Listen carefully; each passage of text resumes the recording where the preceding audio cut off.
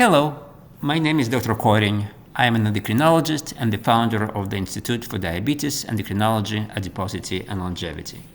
Today, I would like to discuss how to read your lipid panel blood test results.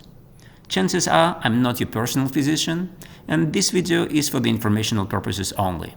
It's not a substitute for professional medical advice, diagnosis, or treatment. Always seek advice from a personal doctor or a qualified healthcare professional, and never disregard medical advice or delay seeking it because of something you hear or see in this video. When reviewing your lab report, start by confirming that it belongs to you, by checking the patient's name and date of birth. Accuracy is crucial when interpreting medical results. Next, familiarize yourself with the general format of the lab report. Each report includes the name of the test performed, your personal test result, and the normal reference range. Results may also include flags for easy interpretation, high or letter H for the results above the normal range, the word low or letter L indicating the result is below the normal range, or letter C for critical results when they are significantly outside of the normal range and may carry a risk of serious bodily harm. Always keep in mind that the laboratory reports normal reference range based on the population averages and not your unique circumstances. Therefore, a flagged result might not be abnormal for you, and a normal result, by the same token, does not necessarily mean that it's optimal for your health situation. That's why discussing your results with a healthcare provider who knows your medical history is essential. Let's break down the key components of a lipid panel. Total cholesterol. Cholesterol is a building block of all cells in our body. It is also necessary for the production of hormones like cortisol, testosterone, estrogen, progesterone, and vitamin D. Cholesterol does not dissolve in water, and therefore it cannot travel through our bloodstream by itself. It is packaged inside of the particles made of proteins and other elements. Those particles are called lipoproteins. Total cholesterol measures the amount of cholesterol in all of those particles in your blood.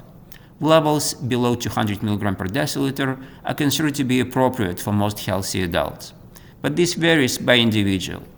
In this example, a result of 292 mg per deciliter is flagged as high, potentially indicating that this individual is at increased risk for developing cardiovascular disease.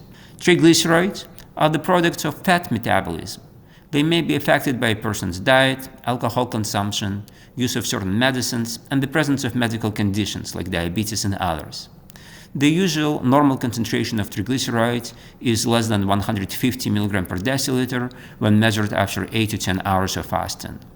Abnormally high concentrations of triglycerides can be associated with an increased risk of heart disease and put person at risk of pancreatitis or an inflammation of the pancreas. In our example, 200 mg per deciliter is flagged as abnormally high result. HDL cholesterol. HDL stands for high-density lipoprotein particles that tend to carry cholesterol from blood vessels to the liver. Previously, and even now you can hear doctors say that HDL is good or happy cholesterol. However, this is not always true. The test measures the amount of cholesterol in the high-density particles, but the test doesn't really tell us how effective these particles are at removing cholesterol from the blood vessels.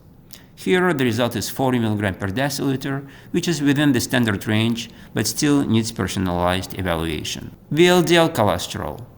VLDL cholesterol reflects the amount of cholesterol carried in the very low-density lipoprotein particles. In addition to cholesterol, VLDL particles carry a lot of triglycerides.